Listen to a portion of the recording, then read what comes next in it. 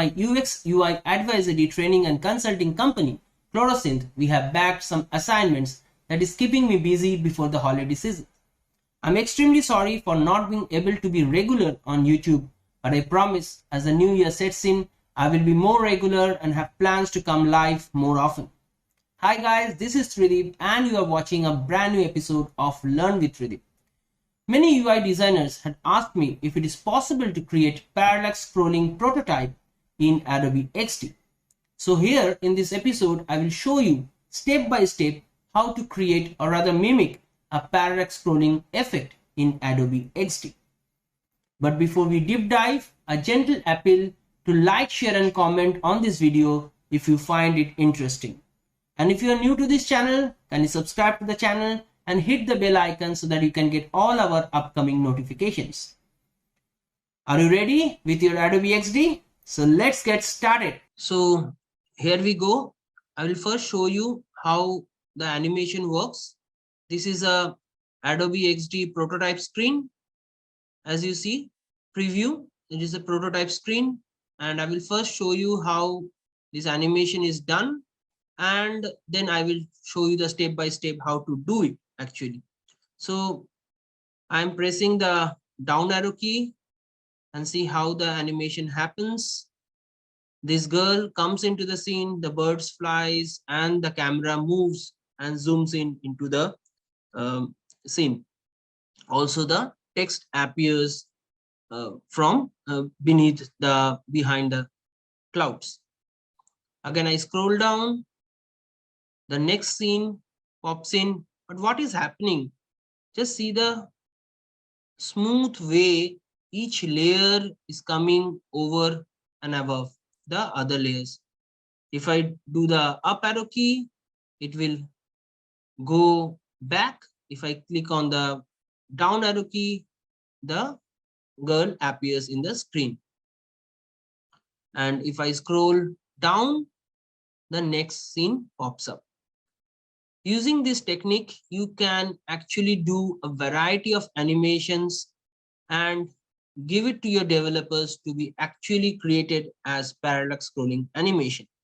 What we exactly require for that, let's see step by step.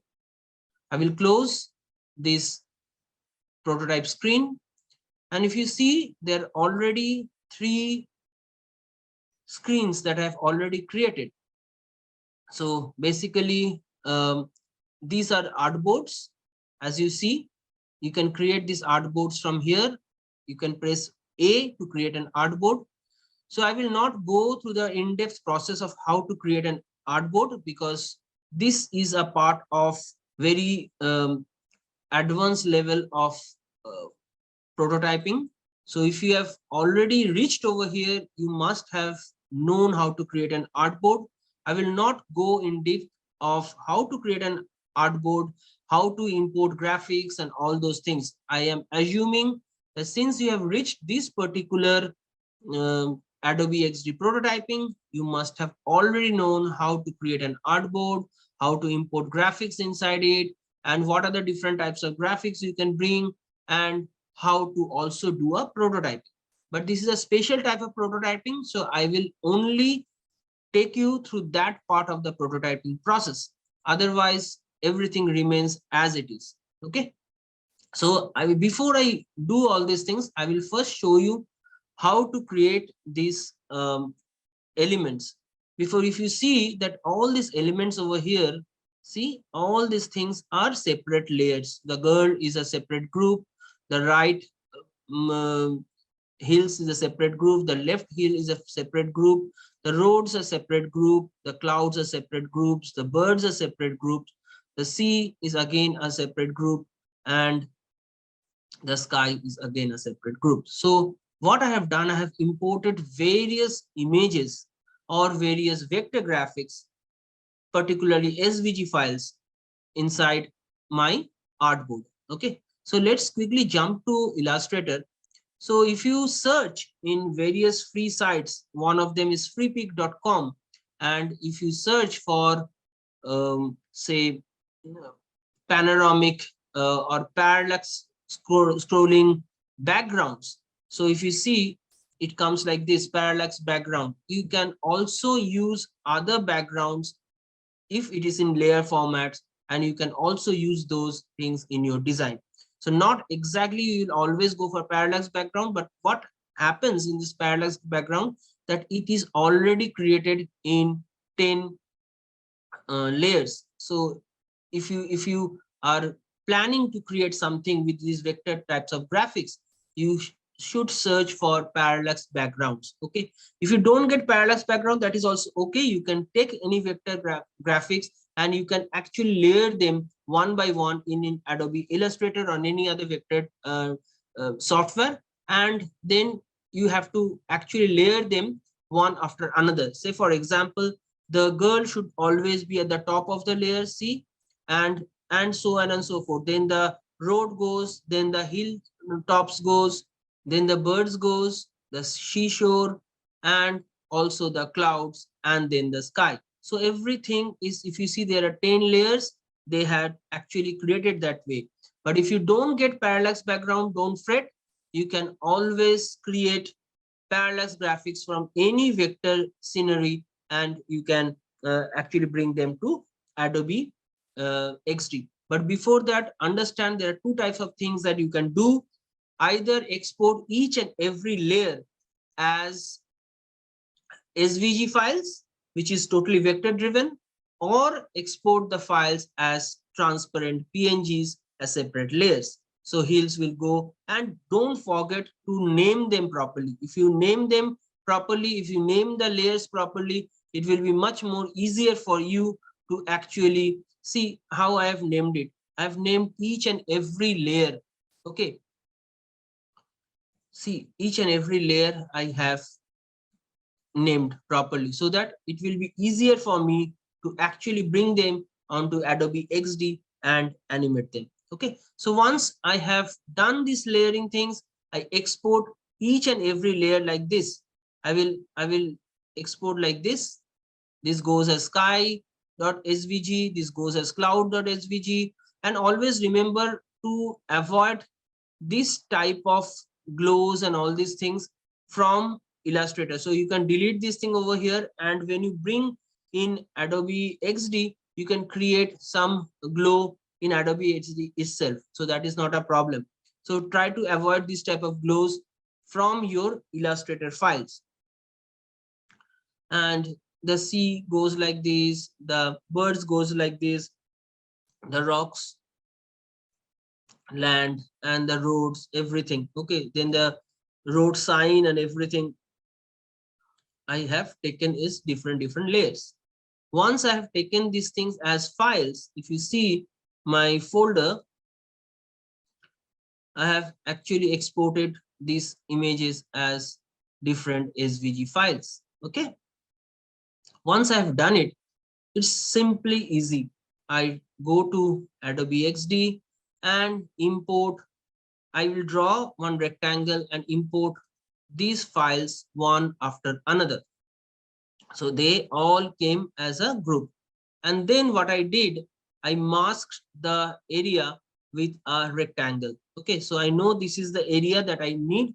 So usually for myself, this is the standard. If I taking a 1920 by 1080 size uh, artboard, or say a website design screen, usually I keep the header section within 950.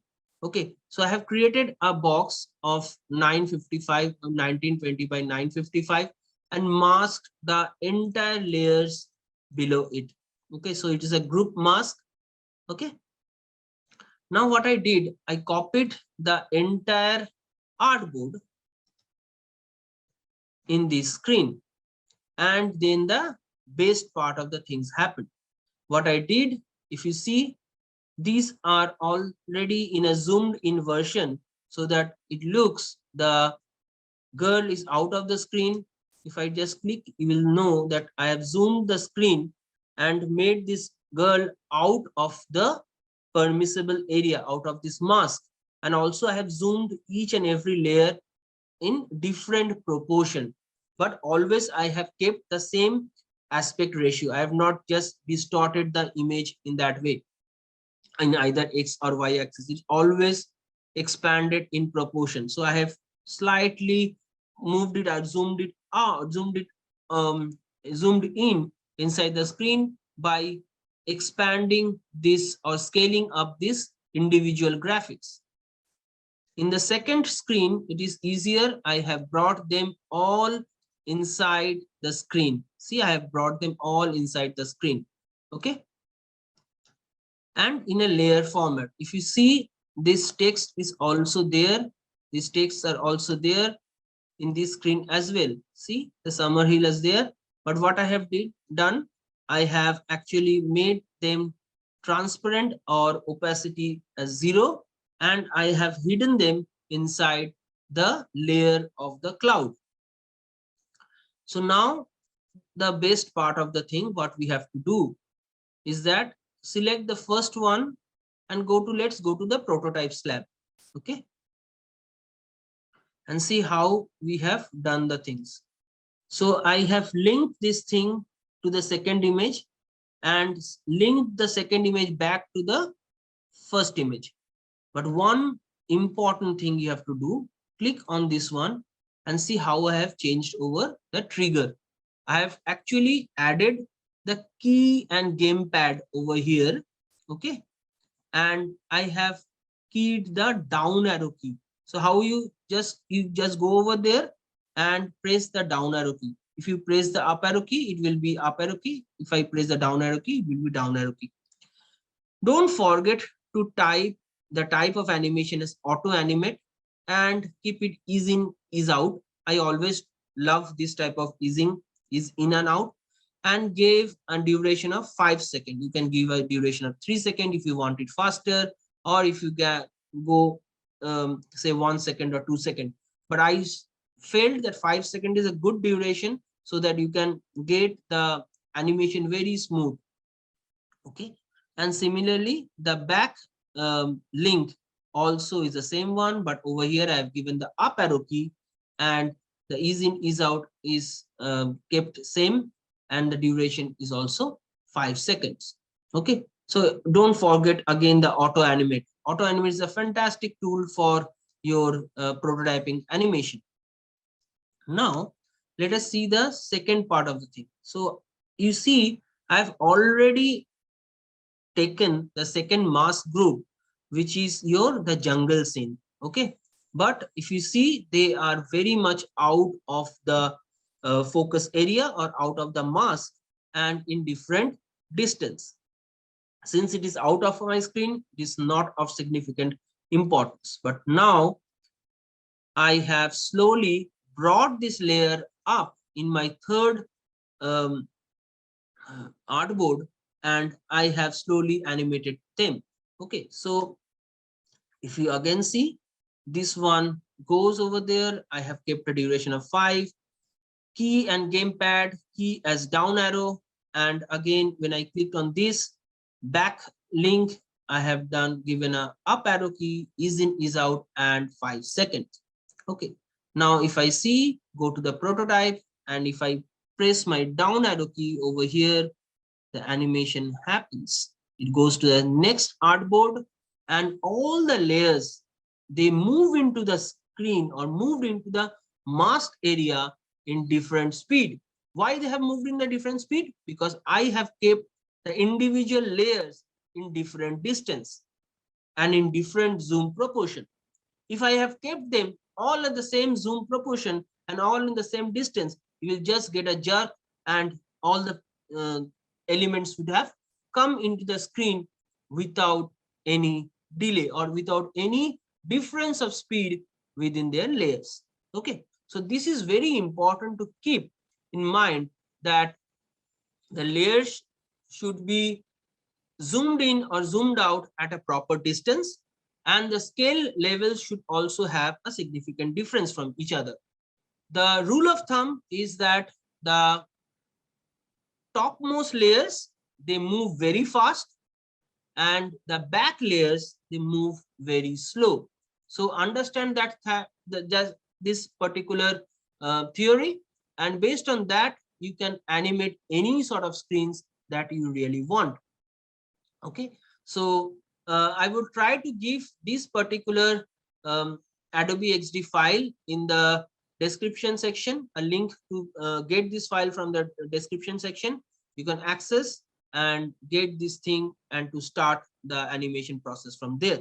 Okay, so isn't it very easy? If I show you another example, a very basic thing with only squares and rectangles and all these things, you will understand how easily this can be done. So this is the easiest way to start with the parallax scrolling animation. You can do these things, only rectangles, circles and triangles over here, and see the different layers I have kept over here. I have moved them one after another, changed the colors over here, moved the sun a little bit up over here, change the colors of the triangles which acts as a hill, and see how the screens has been manipulated. So if I go to prototype, you see, if I press the down arrow key, the sun rises, the color of the hills changes. If I press more down arrow key, the next screen comes up. Similarly, if I put the up arrow key, this animation happens in reverse. So this is a basic bare bone of creating a parallax scrolling animation, and I think you are already super excited to create wonderful stuff using this layer by layer technology. What you can do now when you are exporting these things to your developer, you can always show them the prototype, how it actually works, and let them do it through JavaScript or CSS, how they want to do the parallax scrolling animation. So that's all, folks. Hope you have liked this video. If you have really liked this video, please like, share and comment on this video. And if you're new to this channel, can you subscribe to the channel and hit the bell icon so that you can get all our upcoming notifications. Till we meet again with some amazing new videos, goodbye and God bless.